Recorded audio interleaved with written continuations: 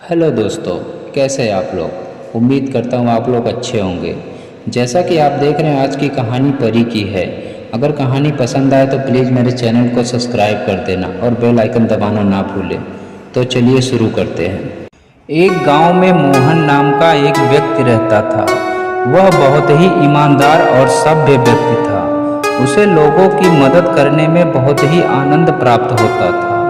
लेकिन किसी कारणवश उसको दो शादियां करनी पड़ी। उसकी पहली पत्नी बहुत ही सुंदर और घमंडी थी। मोहन की दूसरी पत्नी सरल स्वभाव की थी, लेकिन उसका एक पैर नहीं था।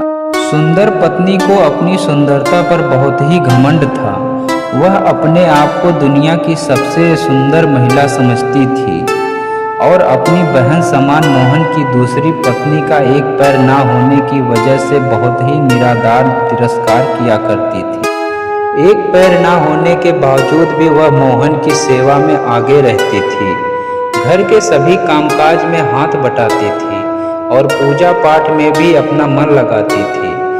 मोहन की तरह उसे भी दूसरों की सहायता करना पसंद था, लेकिन उसको बाहर जाने का मौका ही नहीं मिल पाता था।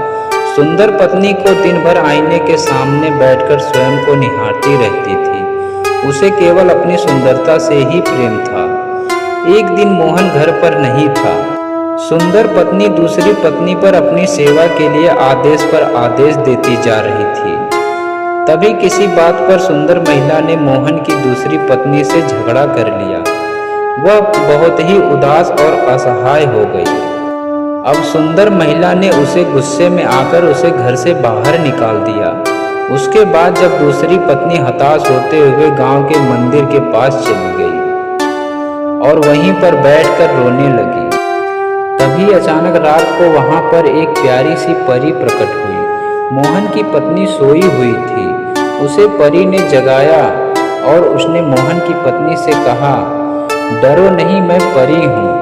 मुझे भगवान ने तुम्हारे पास भेजा तुम्हारी सहायता करने के लिए। भगवान तुमसे बहुत ही प्रसन्न है। अब तुम्हारे सारे दुख भरे दिन बीत गए हैं। इतना कहकर परी ने उसे एक सुंदर सा रूप दिया और उसे एक बिंदी भी दी।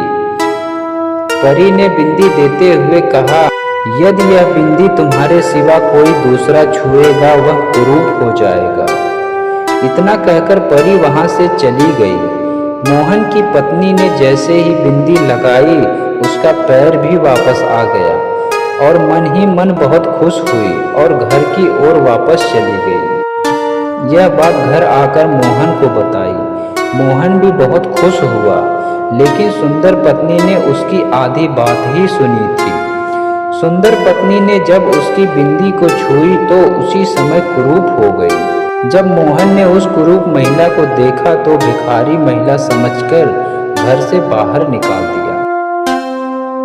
सीख। इस कहानी से हमें यह सीख मिलती है कि हमें सबके साथ अच्छा व्यवहार करना चाहिए, क्योंकि बुरा व्यवहार करने का नतीजा भी बुरा निकलता है।